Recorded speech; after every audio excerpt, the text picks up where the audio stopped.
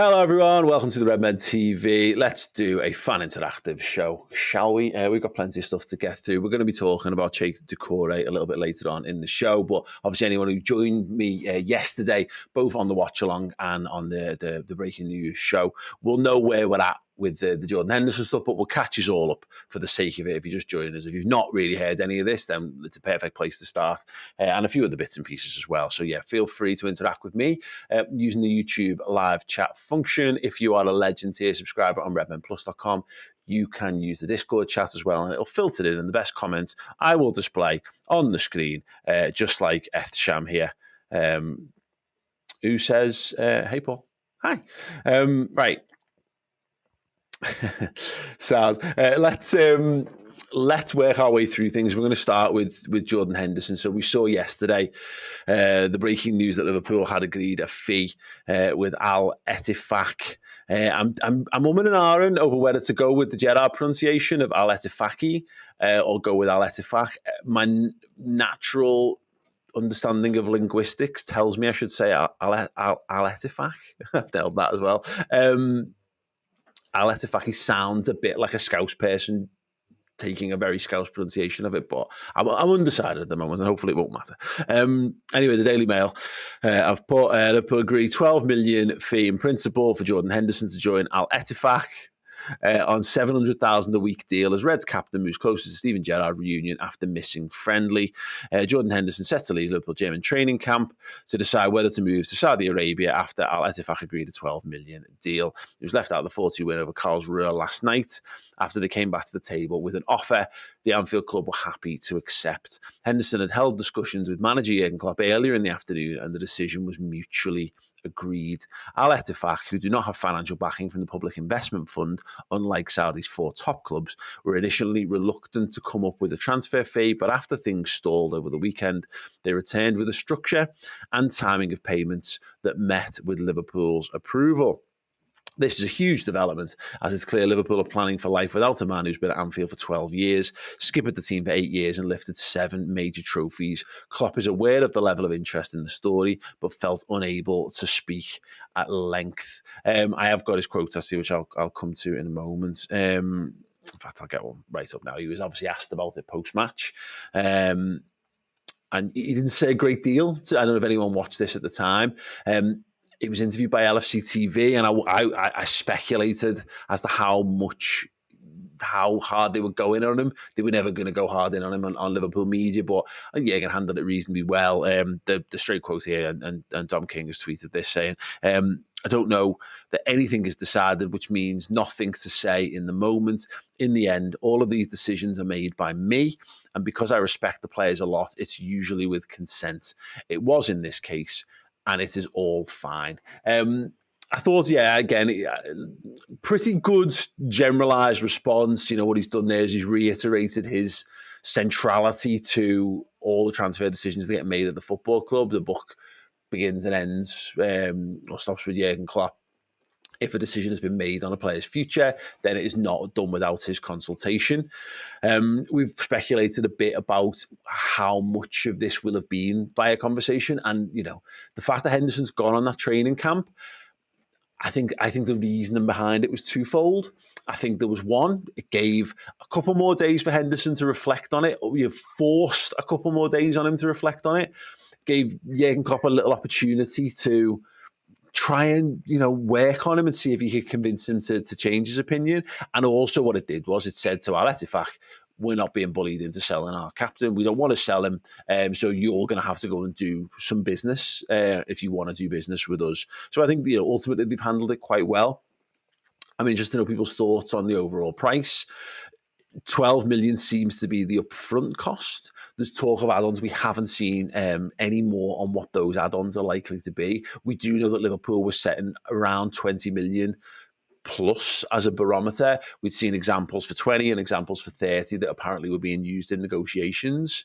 So it wouldn't shock me if it was a 12 up front and maybe between 15 and 18, but that is me reading between the lines, pure speculation at this point, and hopefully we'll know a little bit more something a little bit more about it will come in the short term. One thing that has moved on since this story last night, and this is Anfield.com. David Lynch, friend of the show, he's got a Boss YouTube channel himself as well. Actually, if you haven't checked that out, do go and do that. Headline: Jordan Henderson's wage in Saudi Arabia revealed to be far lower than £700,000. The wages that Jordan Henderson will earn in Saudi Arabia will be far lower than the initial claims, around half of the 700,000 per week that was first suggested. When news broke of Henderson's interest in a move to the Middle East last week, it was said that this was due to the life-changing sums of money on offer for the Liverpool captain, who reportedly earns just shy of 10 million a year before tax in basic wages currently at Liverpool. But this is Anfield has now learned that the number is far lower than those headline figures, and are closer to £350,000 per week, tax-free. What a kick in the balls, eh? Dave goes on to say, this is where confusion appears to have been, with that amount still almost quadruple his current wages when taking into consideration the tax implications. And while it is almost half of the headline 700k per week figure, it's still a very significant increase in salary, plus on a 3-year contract as opposed to 2 years left he had on his Liverpool deal. Liverpool agreed an initial fee of $12 million on Wednesday, with Henderson's 12 years at Anfield now set to come to an end. The player was left out of the Reds' opening friendly against Karlsruhe, a decision made by Jurgen Klopp after talks with the 33-year-old, and Henderson is now expected to leave the club's Middle East training camp, pre-season training camp, to complete his move to the Middle East. So what happens when you try to read the sentence ahead of where you're up to? Yes, so there we go. That's where we're up to with Jordan Henderson. Interesting stuff so far. Have you got your thoughts on this? All we did a lot of chat on this last night, and I'm certain there'll still be chat to come from it.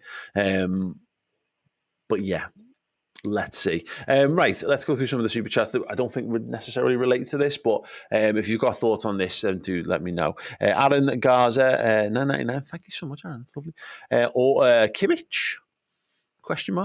Also, it hurts to watch other clubs have hundreds of millions to spend while we're always stuck counting pennies. There's a fine line between making smart transfers and just being cheap. Yeah, absolutely. And look, again, I think, it's just my opinion, but I think there's times when they've been cheap and there's times when they've not been cheap. I don't think they were cheap when they spent a record fee on Darwin Núñez last summer. But that then it goes back the other way. When Liverpool pay above the odds, in my years of following the football club, and this obviously predates FSG significantly. Big transfers. There's more pressure that comes with big transfers, and I've seen a lot of Liverpool prior to FSG. Liverpool's transfer records didn't make great reading. There were a lot of guys who were Liverpool's record signings who didn't come close to cracking the all-time great footballers to play for the club. You can go back to like Stan Collymore for that. Like 8 million was a British transfer record at the time. Phenomenal player. That looked like he had absolutely everything to succeed, and it doesn't work out for him. Andy Carroll is a more recent example of that. £35 million was a huge sum of money at the time, and it wasn't the right player. They paid over the odds to get a deal done in a short turnaround, and it wasn't right. Whereas they can look at some of the greatest successes Liverpool have had in the transfer market are where they've done smart business, where they've used the data and the analytics. They've driven it's a person-based approach, not a financial-based approach, and that's how you end up with likes of Andy Robertson, probably the greatest success story, of transfers, certainly in the last 10 years. If someone wants to offer an alternative, can we think of any more? That's just come to me. And because I'm thinking Andy Robertson, I now literally can't think of a single other Liverpool footballer. Javier Mascherano, we played for us, right? Right. Yeah, if you can think of anyone who's been a better pound for pound, better transfer success. I mean, Salah's been so good that the £30 million, £35 million that we paid for him might just be that. But yeah, it's an interesting question. David Rice says he's not worth that much, worth only 30 million at most. Oh, cool. Okay, I think you're talking about Doucouré. We'll come to that. I presume you're not talking about Henderson here. FSG out. This is their fault. The midfield rebuild should have started 2-3 years ago. FSG out. Fine. Look, again, I can't. Making a counterpoint on the internet in this thing always comes off like you're trying to defend you're going to become a staunch defender or something. I'm not. I just can't stand one-sided arguments that don't really take with the wider points in consideration. And your point's absolutely fine. Your point on Doucouré, fine. Liverpool have set a budget, and then there's people who are charged with spending that budget. And if those people choose to spend that budget on certain players, or those players or they don't move certain players on, FSG didn't tell Liverpool's recruitment team to keep Naby Keita and Alex Oxlade-Chamberlain. They didn't. You know what I mean? So yeah, I always think that it's a nice catch-all phrase, and I'm not saying, look, I don't have a cast iron love for Liverpool's ownership group, but how can you? They're just people who own a football club who never turn up to games. They're literally just custodians of the club. You know, the club is the club. The club runs itself, and which is some people's problem with it, which is fine. But the club spends the revenue that it generates. Liverpool Football Club is almost a standalone entity. They could be given more money, absolutely. You know, the other football clubs have got examples of that. I've said this time and time again, I'll say it one more time. I feel more comfortable that Liverpool are self-sustaining, because if you require outside funding from outside places, and for whatever reason that goes away, your setup is wrong. If it requires a source of money that you don't have control over, then you're building your house on sand, is my generalised take on this. But yeah, Tom E says, reckon we need a sole 6 or someone who can do 6/8. I think we might need someone who can do 6/4 or 5. Whatever we can. We don't give centre halves numbers, do they? Someone versatile. I think we need a specialist. I think we need at least one specialist who is a DM. 100% DM. If you're going to buy 2, I think you need a specialist and someone who can do it, but do another thing. So I'd say for me, that's like get a Sofyan Amrabat, but then maybe get a Ryan Gravenberch or a Kefren Turam or a Manu Kone who can do a couple of other bits for you as well. Would be my general take on that, Tom. Okay. John Page, they know we have money and the LFC tax too. Yeah. Look, but we say the LFC tax. Again, Liverpool have proven themselves to be sensational in the transfer market in terms of how they conduct business. Okay, yeah, it means that their approach means occasionally they walk away from deals and maybe they'll leave themselves short and get the wrong player. By the way, that's Jurgen Klopp's decision, not like a Liverpool ownership decision. That's just how he does things. But yeah, we have to be careful, and we'll come on to it actually because I think it's more relevant when we start to get into the Cheick Doucouré stuff. Just very quickly, Steve McManaman has been talking to a betting website and was asked about Levi Colwill, and he says he was asked, Liverpool have been heavily linked with the move for Torino centre-back Per Schuurs over the past week, but the rumours linking your former club with the move for Chelsea defender Levi Colwill have refused to die down despite that. Considering the immense potential of Levi, could you seriously see Chelsea selling him this summer? If he was to make the move to Anfield, however, would Liverpool be signing a future superstar? And he said, I don't believe Liverpool will or need to. I don't believe Chelsea will or need to sell Levi. The plan of Chelsea is to keep the younger players for the future, and they did really well for Brighton last season and for England under 21s this summer. You can understand why there's interest in him, but it'd be very interesting to see if Chelsea would be prepared to let a young English centre-back go to a Premier League rival, especially when he's got a long-term contract and a lot of promise. I'd be very surprised if they let him go to Liverpool. However, the headline of this article is Steve McManaman, I don't believe Jordan Henderson will leave Liverpool. So take all of that with a pinch of salt. Although I don't actually totally disagree. It'd be mad. Imagine if Chelsea sold us Levi Colwill. They'd have to have, I mean, they're a nuts football club. They're absolutely balmy and stupid. So someone pointed out on Twitter their squad that they've taken over to America. You wouldn't think that I'd had the best part of £1 billion spent on it in the last 3 years. Looking at what they've got at the moment, wild stuff. Right, let's talk Cheick Doucouré then. Let's go to the Daily Mail website, which is an absolute car crash of adverts, but here we are. The headline is Crystal Palace will demand 70 million for Cheick Doucouré as Liverpool step up their interest in midfielder.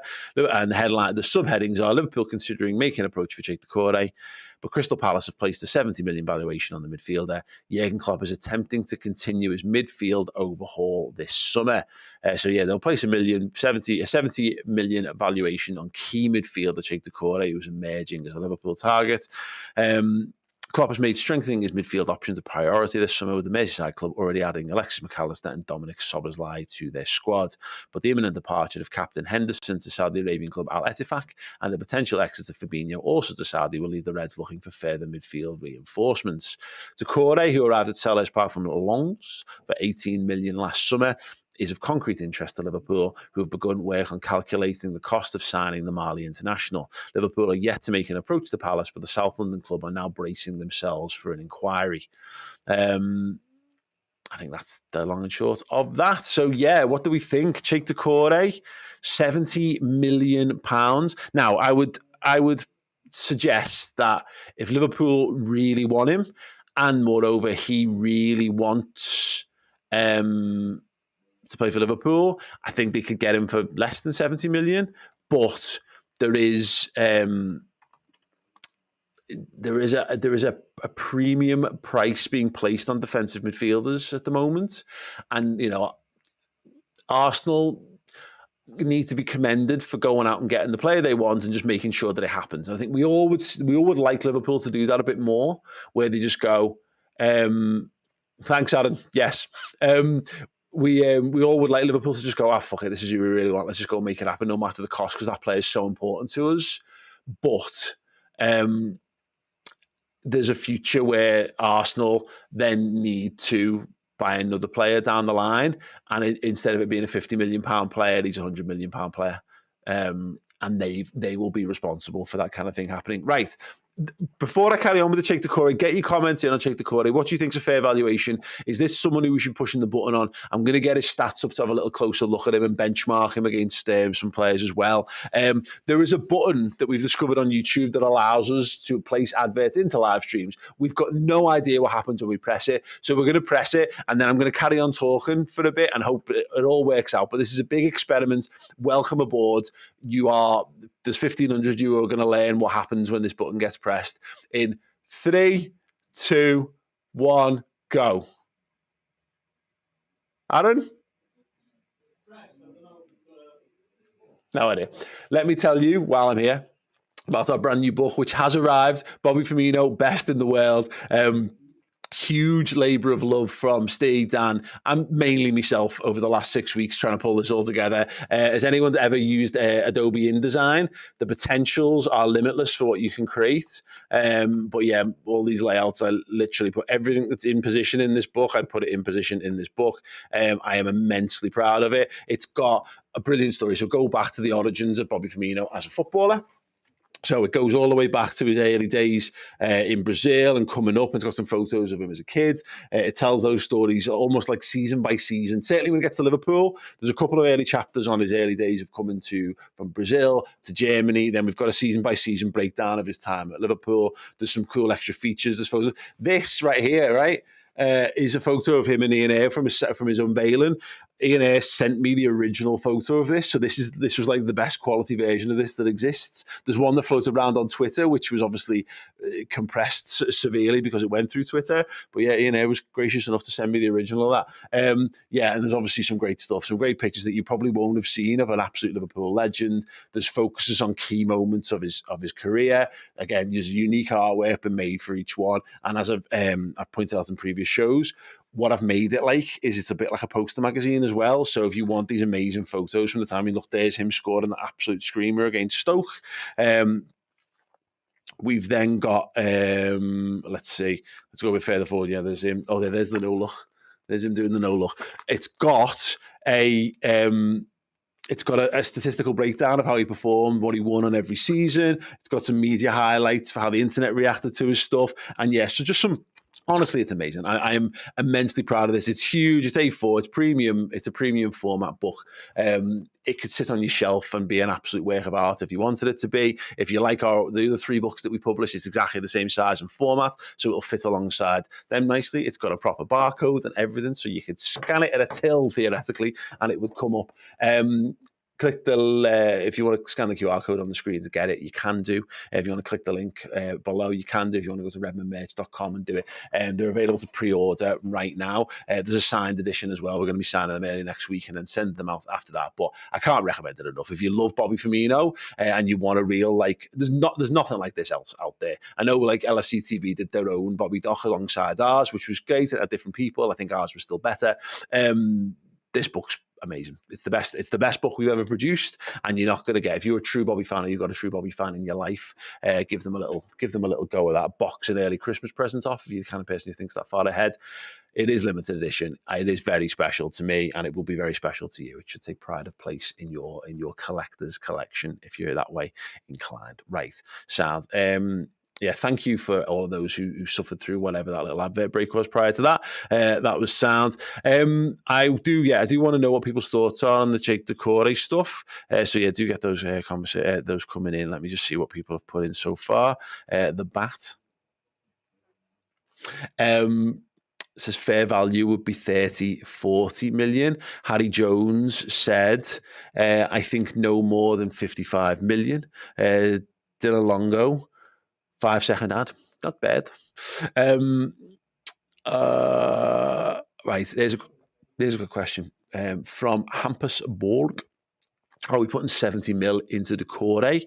We could just send them to Brighton for Caicedo. That is an interesting point. And again, what we fail to truly understand on the sort of transfer merry-go-round, how much a player wants to play for Liverpool is pivotal to this. Because as much as we go, he's the best player on the market.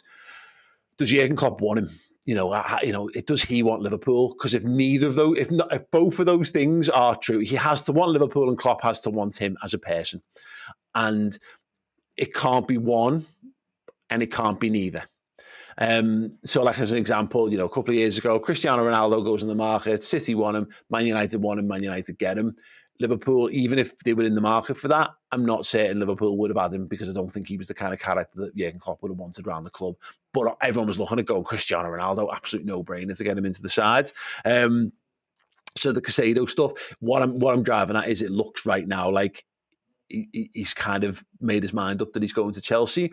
That was the ultimate takeaway, and it gets misremembered, and people have got this wild thing on Bellingham, was that Liverpool decided not to bid for Bellingham because they couldn't afford him, whereas in reality, they'd had no encouragement from Bellingham that he was dead certain that he wanted to be a Liverpool player. So there was no point in them getting into a mad bidding war with Real Madrid because it was one that they didn't feel that they were going to win because he hadn't shown that level of interest in the club.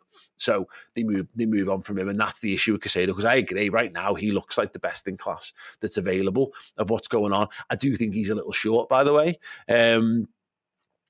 But yeah, there is that as a possibility, certainly. I mean, you've got Danny here, right, saying our scouting department is mid. We need to bring in Brighton scouts, lol. I mean, here's a thing about Liverpool scouting. Liverpool's transfer business has been the envy of every top football club in Europe for the last 5 or 6 years. The problem with Brighton the problem we've got with comparing to Brighton is, I agree, because that makes perfect sense. Go and get the next one. But what happens when you do that is you end up with Taki Minamino. So that's what we did when we go to Salzburg instead of going to Leipzig, is the other example of this. Go to Brighton instead of getting the players from Chelsea or from wherever they end up at the next stage down the line, or whatever. Brighton can afford the margins for error, and the expectations are much lower at Brighton. So you can buy a kid in, and if he works, then you've made yourself an amazing profit, and you've got game time, you've got opportunity, and actually just coaching time can help improve them.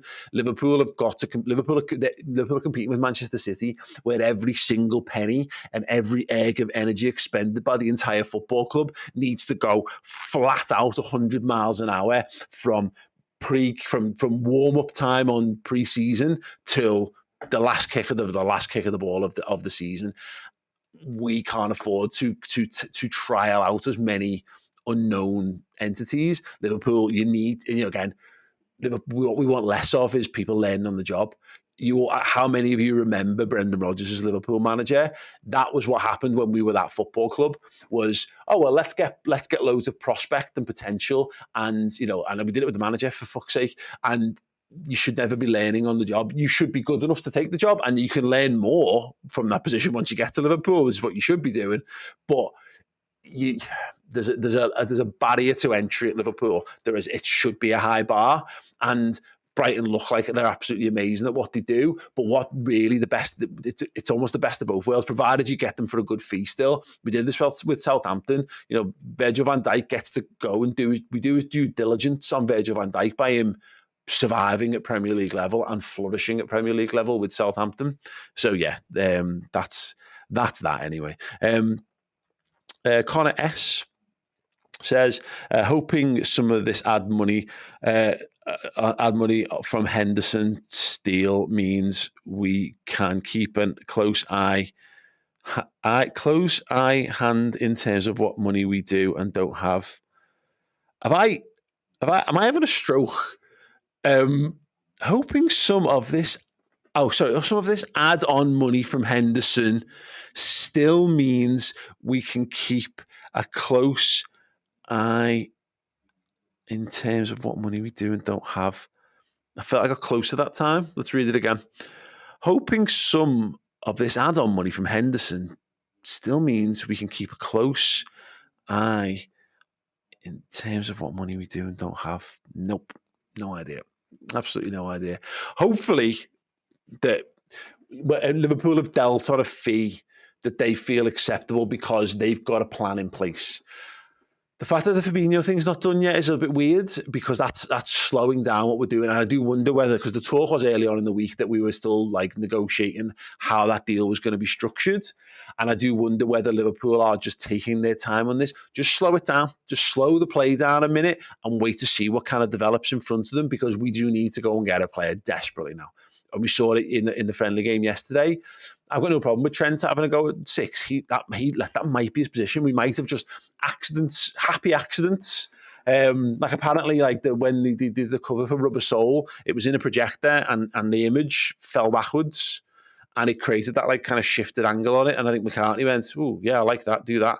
Happy Accidents, one of the most celebrated, famous, album covers of all time because something fell over. That's how it happens. We might have accidentally stumbled upon something that's even better, but we need to go, and we do. In my eyes, you can't sit on that money. We already knew we needed at least one DM. We've then we're about to sell 2 players since that need. Liverpool need to buy certainly 1 and at least 2, and I still think 3 total footballers minimum. Unless someone rises up from the ranks and is just an absolute worldie.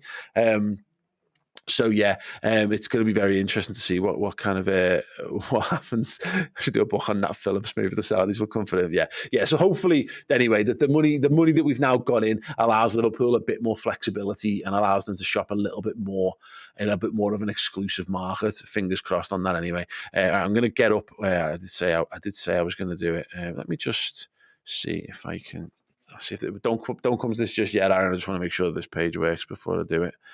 It does not. Okay, cool. We're going to look at the scouting report for Cheick Doucouré right now, and then I'm going to get Fabinho's scouting report up as well, just so we can see where he lies by comparison to one another.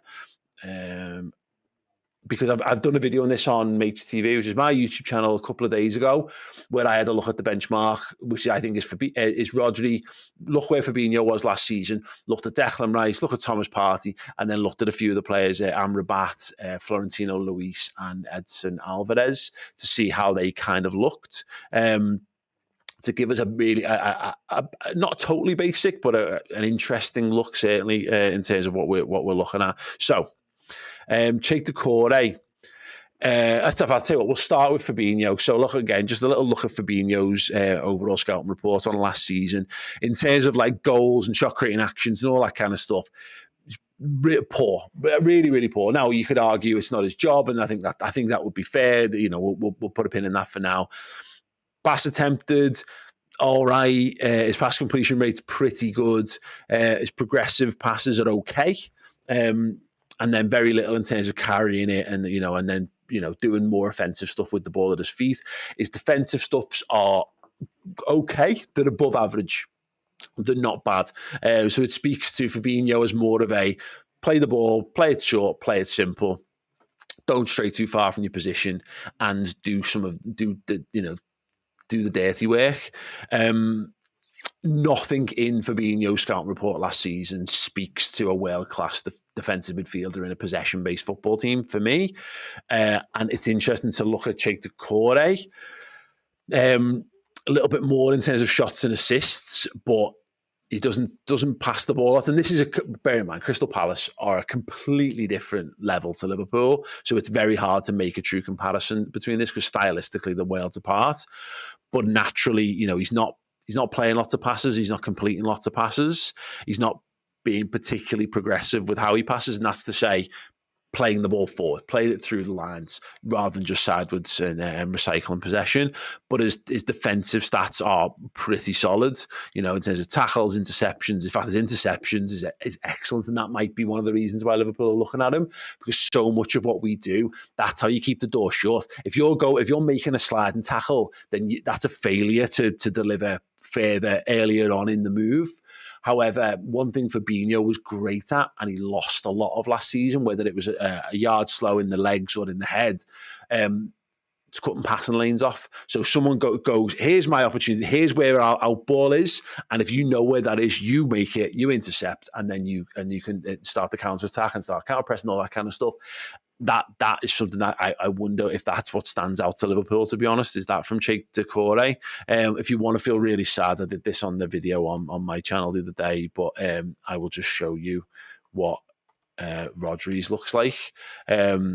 Because as I mentioned on that video, this guy is the benchmark. This is the best defensive midfielder 6 in world football today.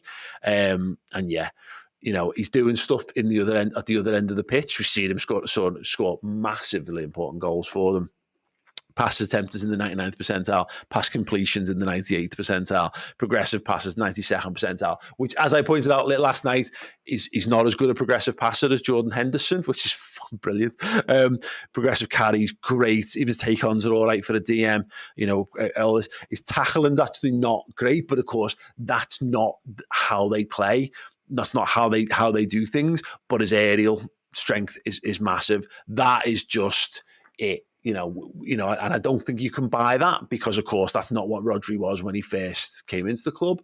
But you want to buy someone, I think, if that's the model and that remains the model for coming years.